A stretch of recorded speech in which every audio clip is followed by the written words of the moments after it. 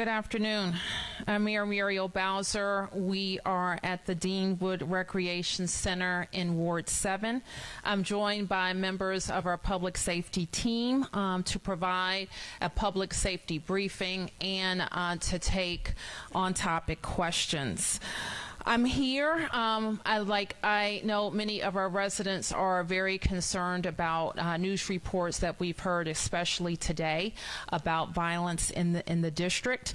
We are also troubled by violent incidents that we've seen around the country, where violence and guns marred a holiday weekend.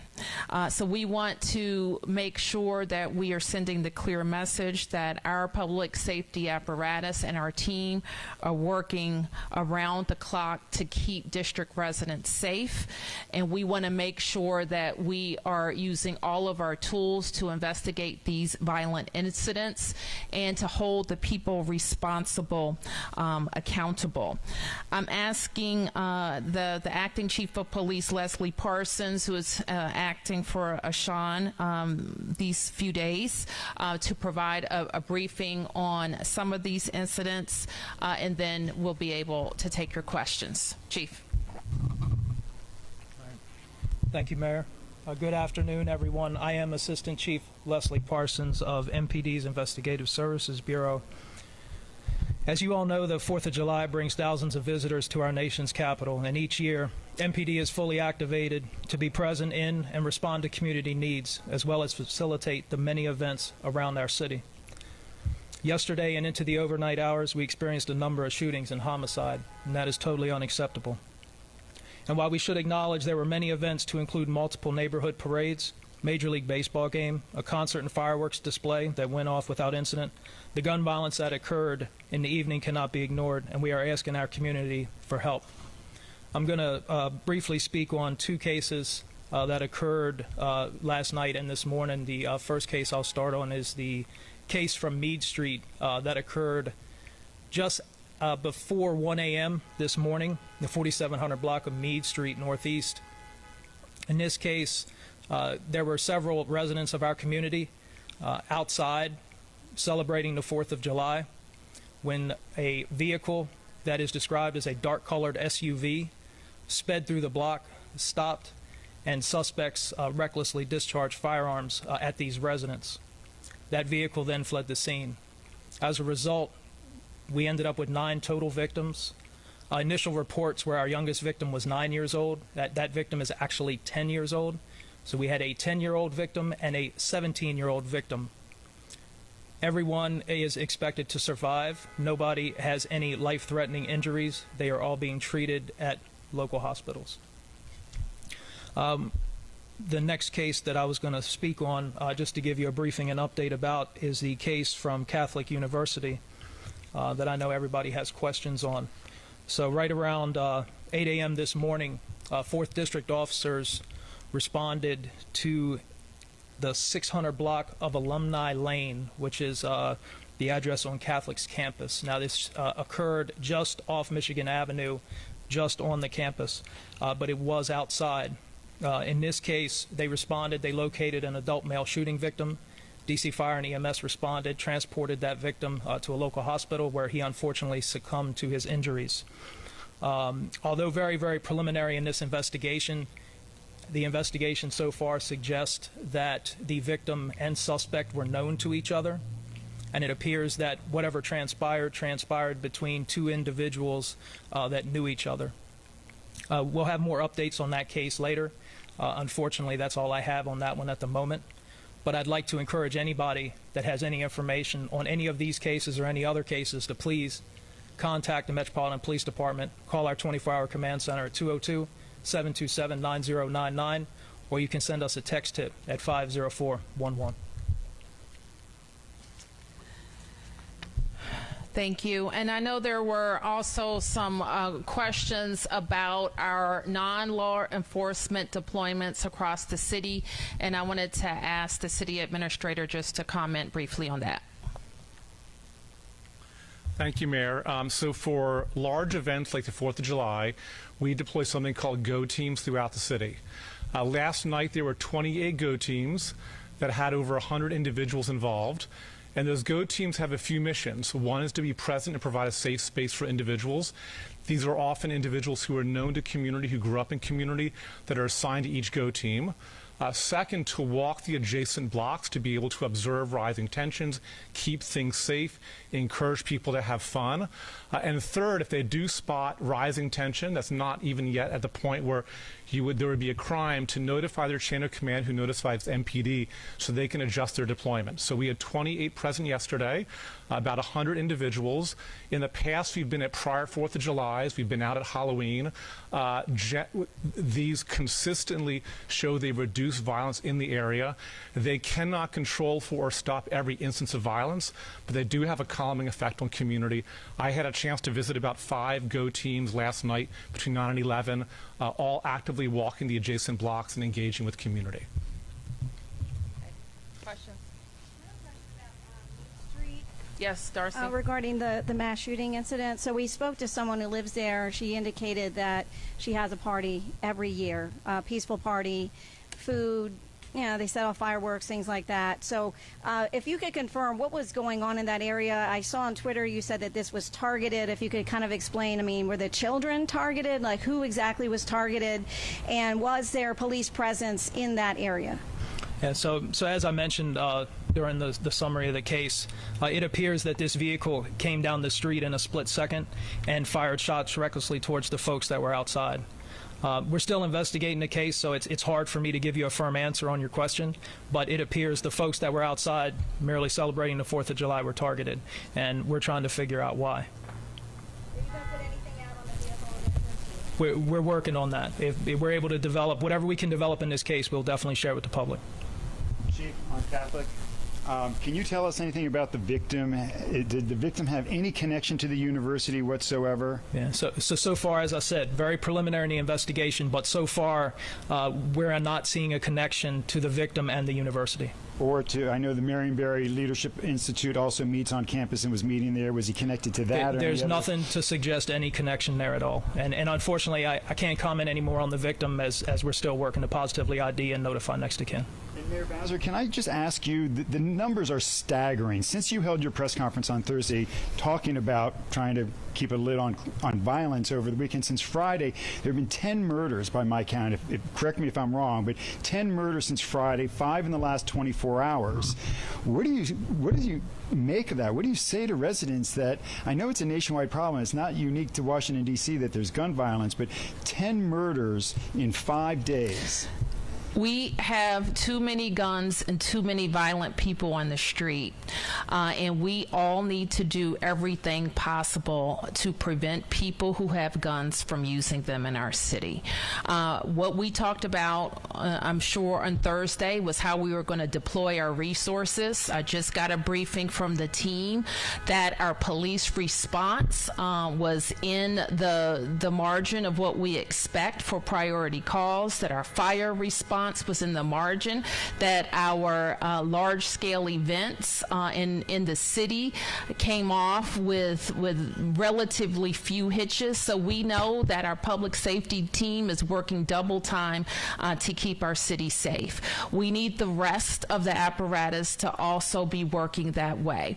I know you also covered the council's hearing on my Safer, Stronger legislation. I continue to ask the council to act with urgency, not to water down the bill, and make sure that they're doing what the United States Attorney, what the police have asked them to do, to give the judges the discretion to hold violent people who have committed another violent crime in our city. We think that's a low bar, and we think it has to happen now, and it has to happen before they go on recess. Yes. To the violence that happened, this entire extended 4th of July holiday. We've heard from community members in other shootings that have asked for the National Guard to be requested. We know that police are short-staffed. We know that MPD is working double time here. Was there ever any request made to call in more resources? And then separately, with regard to all of the safe events that happen in D.C., how do you respond to the residents who feel that if they're not in the downtown area or a big event with lots of police, that it's like good luck to them? They're on their own. No one's ever on their own. As I mentioned already about, and the way that I can respond to you about how our neighborhoods were protected is just looking at how long it takes police to get to a call. And those responses met my expectation. I think I lost the other part of your question. Can we go back to, was there ever a request made to There's call not, the no, there National wasn't. Guard? I think, as you know, Stephanie, if we need the National Guard to help us in the things that are within their mission, we don't have any problem calling on them. Can you acknowledge then, do you see an issue here if you're saying that the police response was within?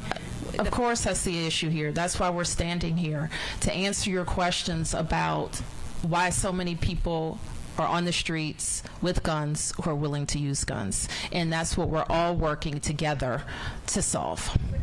Meet, though, there were ANC commissioners who said that they did reach out to police for assistance, and they were told there would be patrols, but that there was a block closed at least and lots of people there, but not any assigned officers. Can anyone speak to that? Well, there are never assigned officers to a particular block. As you know, they are patrolling an area. Any other questions? Yes. To that point, asking for specific police presence at a block party where there's 100 people, is that, so you're saying that's not something that you guys fulfill if somebody asks for presence? For personal police protection on a block? Is that your question? There are ways there, and I'm gonna let MPD respond to that question about when we have assigned detail outside of a regular patrol. So there's processes and ways that they can do that, and we're happy to get you that information. But there are reimbursable details. They can go through the proper channels to get the proper permits and such. But we're happy to give you more information after this if you'd like. But there are ways that people can request that. But so if there are block parties where police presence is requested, that's something that they would have to pay for, you're saying? I'm not saying somebody would pay for it. I'm saying there's ways to make that request, and then we would go from there.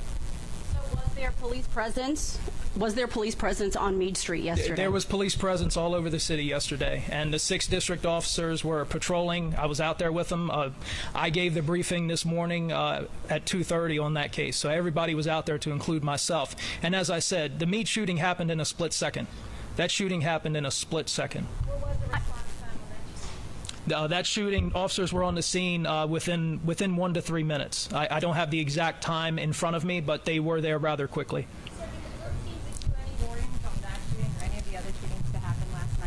I don't have any knowledge of that. Was there a go team in that general area? I think that who knows the Ward 7 locations. Yes, we'll get to your question. There was not a GO team assigned to that area. The GO teams select areas based on MPD providing data about where historically there have been concentrations of violence breaking out. 28 GO teams covers a lot of neighborhoods. It does not cover every neighborhood. And so they were assigned to the areas of both the 6th and 7th district that MPD had prior data suggesting this would be helpful to having non-police presence. I have a question for the chief and for the mayor. Mayor, since you're stepping up. Sure. Michelle Ashton, the CEO of Digital Pioneers Academy, lost her 4th student to gun violence this school year alone. She spoke to reporters last week, and she said, this is someone who invested in educating children here in the District of Columbia, and said, I'm telling my parents, keep your kids engaged during the day, and at night, keep them inside because the city is not safe right now. And until we do something about it, keep your kids inside. How do you respond to someone who educates your children and is telling your parents to keep their kids inside because it's not safe? That school has been through an incredible amount this year, and we want to make sure that they have every resource to serve families. That is including losing a teacher in California. They've been through a lot, and we want to make sure they have all the tools. We want to make sure that those kids, not just the victims but their friends, know that we're doing everything to support young people and their families to keep them safe. And we think that, you know, for the vast, I want to be real clear about something, Delia. For the vast majority of our kids, they're going about their lives and having a great time. But the vast majority of parents in this city are still very concerned about their child's safety. So what do you have to say and what words? well, that's what we've been talking about for the last several minutes. How we need to make sure that every part of our criminal justice system, but also you just mentioned another key part of keeping kids safe, and that's schools, and making sure that they have the counselors, that they have the mental health supports, and that parents are actually taking advantage of them. So if the parents of any one of their children come to them and say, I need help for my 12-year-old, that there is a solid answer for what they need to do. I think you know that we talked recently about my request to my team to come up with additional ways to help a family of a 12 or 13-year-old who needs help. And we get this a lot, where they kind of say to the police or they say to the school, I don't know what to do. I don't know what to do to keep my child safe. And so we are going to continue to work for ways on the government side, but we've also asked the council to think about ways to keep young people safe who we know are in trouble. And we have not just the council, but the judges to say, let's put them in places, help us get them in places where they have structured rehabilitation and education. That hasn't happened. And that's what we need to happen. Yes. Oh, okay. Yes, ma'am. Question. For the chief, I spoke to the acting chief yesterday, Acting Chief Smith yesterday, who said even though we are patrolling every sanctioned 4th of July event around the city, we will not lose our footprint on patrols in the community. Did MPD fulfill that mission? Yes. Despite the murders that we saw, the violence we saw last night? MPD was at a full deployment yesterday. All of our officers, our officials, my colleagues you see behind me, we were all out there yesterday. MPD was out there yesterday. We were in community, and we covered all the major events downtown. And when the major events downtown ended, we shifted those resources back to community. So we were definitely in community yesterday. Lacking in any resources, officers? We know there's a shortage. Yeah, MPD was in community yesterday. Yes.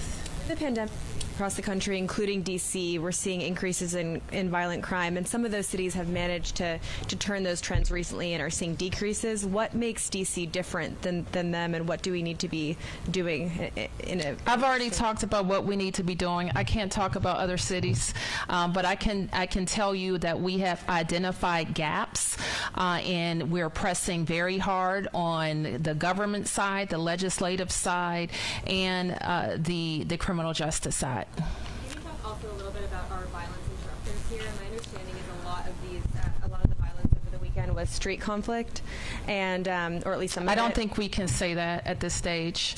Well, can you talk about the deployment of our violence interrupters over the weekend, and if you feel like those programs are up and running as they should be?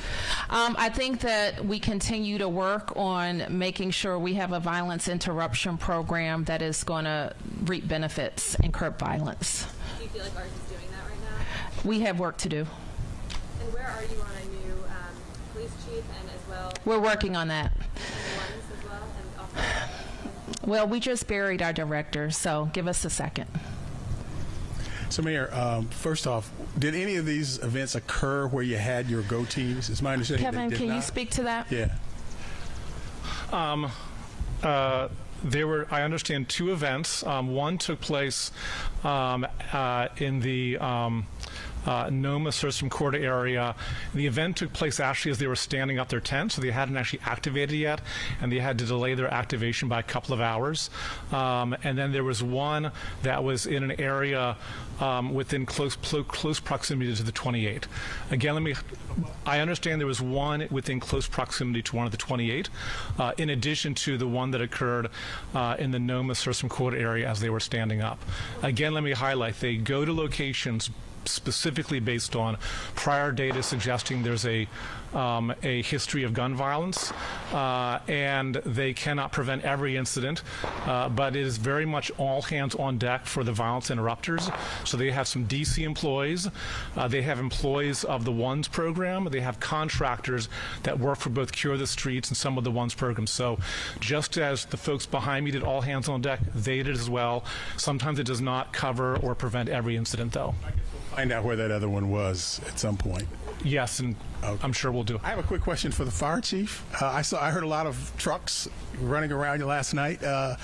What was the situation as far as fires? Were fireworks causing fires, or what can you tell us? So we had a lot of outside fires associated with the illegal use of fireworks. So that was a problem. We had 883 calls yesterday. It's one of our busiest days. Is the total responses for the day. About 100 more outside fires than normal. Last week you had a news conference. You said if you know somebody with illegal fireworks, call 311. And we were told that anything that pops, explodes. I said a joke. I mean, because nobody could control this. Do we just say it every year, or what? So we actually, we're out enforcing that. We do have some enforcements. There was an arrest yesterday, I believe, for the illegal sale of firearms. It is a continuing problem, as you're witnessing over our shoulder here right now. Those are illegal. So.